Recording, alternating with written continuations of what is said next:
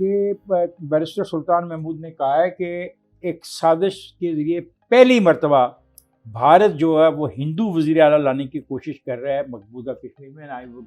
कि जिस खामोशी और जिस बेशर्मी के साथ हमने कश्मीर को इंडिया के हवाले किया, सिल्वर जो प्लेटर पे रख के 75 दिया, साल हमारा एक बयानिया था उसको दफन कर दिया, और अब खामोशी के साथ स्वाय बयान देने से या 1 मिनट खड़े होने से या तकरीरें करने के अलावा अब हमारा कश्मीर के साथ तकरीबन लिंक खत्म हो गया। लेट 90s में, अर्ली 2000 में आपकी कश्मीर के ऊपर क्या स्टैंडिंग थी और आपकी क्या डीलें हो रही थी, और आज आप कहां खड़े? आज जो हिंदुवता वहां पे हो रही है, इट्स नॉट ओनली ए कश्मीर, पूरे के पूरे भारत में मुसलमानों को सड़कों पे डंडों के साथ मारा जा रहा है। आपका जो सवाल है, उनको कुर्बानी से रोका जा रहा है, वो कसाबों को दुकानों से खींच के उनको छुरों से ज़िबा किया जा रहा है। सवाल है कि अगर हिंदुवता होगी तो फिर हमारे इलाके के जो इंतहा पसंद दोस्त हैं, जो हमने मैं उनको कैसे रोक सकूंगा? बिल्कुल सही बात है।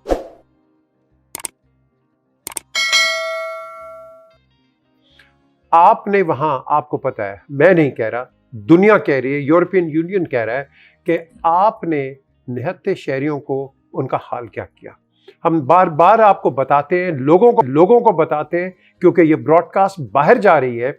हम वहां बताते हैं कि इंडियन सोल्जर्स प्रेग्नेंट औरतों को बेनेट मारते हैं, मारे हैं। ये कहां होता है, मुझे बता दें, ये कहां होता है? आर्मी जो होती है उसकी अपनी एक इंटेग्रिटी होती है, उसकी एक ऑनर होता है, और वो ऑनर के अंदर ये किलिंग्स नहीं करता।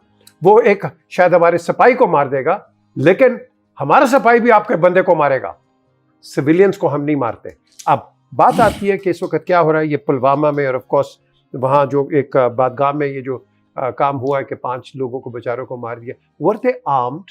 Please tell me, were they armed? No, they were not armed, civilians थे।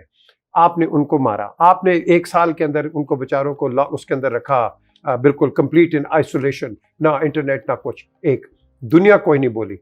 मुझे डर आप पे नहीं है, क्योंकि आप जो एथनिक क्लेंजिंग कर रहे हो मुसलमानों की, याद रखें, ये जो आपके टेररिस्ट्स हैं, हार्ड लाइनर्स हैं, एक्सट्रीमिस्ट हैं, ये जो बातें कर रहे हैं, मुझे उनसे डर नहीं है।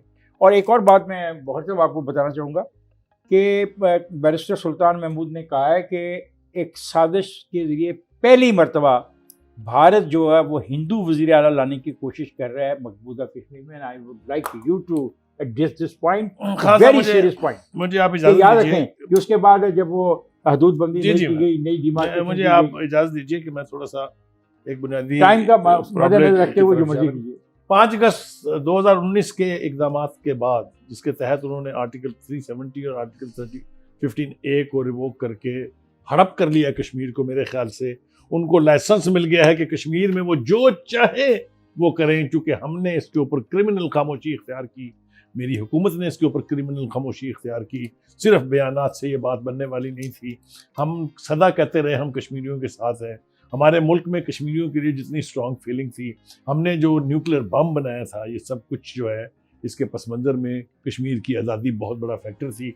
लेकिन जब हमने खामोशी से ये सब कुछ होने दिया, इसके बाद जो है वो मोदी साहब जो है उनकी आंखें भी खुल गई हैं, मोदी साहब का डर और खौफ जो था वो भी निकल गया है, और वो ऐसे ऐसे इक़दामात वहाँ हो रहे हैं कि जिसका कोई तारीख में हवाला नहीं मिलता। आप हिटलर के जो हॉलोकॉस्ट है उसको भूल जाएंगे, जिस किस्म की मुस्लिम कुशी इस वक्त भारत के अंदर हो रही है। और कल प्राइम मिनिस्टर ने एक बहुत पते की बात कही थी कि पूरा मगरब जो है वो बेगैरती, बेहयाई और बेहिसी की नींद सो रहा है। इसके ऊपर हमें आवाज़ बुलंद करनी चाहिए अपने तमाम प्रोग्रामों में। हम मीडिया की जिम्मेदारी है ये कि हम मगरब को ये रियलाइज़ करवाएं कि आपके पेट में बड़ा दर्द उठता है अगर कहीं एक इंसानी हकूक़ की खिलाफ वर्जी हो जाती है। आपकी NGOs करोड़ों और अरबों डॉलर के साथ पूरी दुनिया के अंदर आपका प्रोपेगेंडा फैला रही हैं, लेकिन आपकी आंखें जो हैं उनको कश्मीर दिखाई नहीं देता है। ये बहुत जुल्म की बात है, और यही वजह है कि हिंदुस्तान वहाँ वो कुछ कर रहा है जो इससे पहले कभी नहीं हुआ। देखिए, जो वाक़यात अभी आपको खान साहब ने बयान किए हैं, जिस तरफ इशारा किया PJ मीर ने, वो सारे वो इशूज़ हैं जो ऐसा लगता है कि India has no check on it. अक़वाम मुत्तहिदा और OIC जिनसे हमें तवक्कात होनी चाहिए थी, OIC ने हमारे साथ ये किया कि वो जो इंडियन फॉरेन मिनिस्टर थी सुषमा स्वराज, अगर आपको याद हो, उसको एक उसको समिट invite मीटिंग में करके लाके बिठाया। बिठा दिया था। यूनाइटेड नेशन जो है वहां उन्होंने उसको प्रेसिडेंट बना दिया 2 दफा, जो सिक्योरिटी काउंसिल है।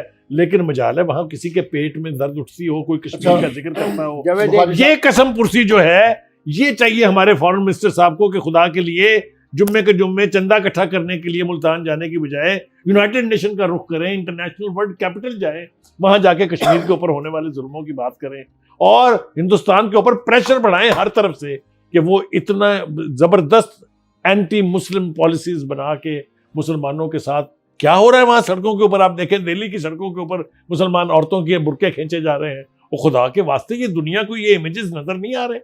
मेरा सबसे बड़ा कंसर्न ये है कि कश्मीर के ऊपर जो आलमी जमीर है वो बेगैरती की नींद सोया हुआ है, उसको झिझोड़ना जरूरी है। देखिए, सबसे पहले तो मेरा गिला पाकिस्तान से है कि जिस खामोशी और जिस बेशर्मी के साथ हमने कश्मीर को इंडिया के हवाले किया, सिल्वर जो प्लेटर पे रख के 75 दिया है। साल हमारा एक बयानिया था उसको दफन कर दिया, और अब खामोशी के साथ स्वाय बयान देने से या 1 मिनट खड़े होने से या तकरीरें करने के अलावा अब हमारा कश्मीर के साथ तकरीबन लिंक खत्म हो गया। एक बात।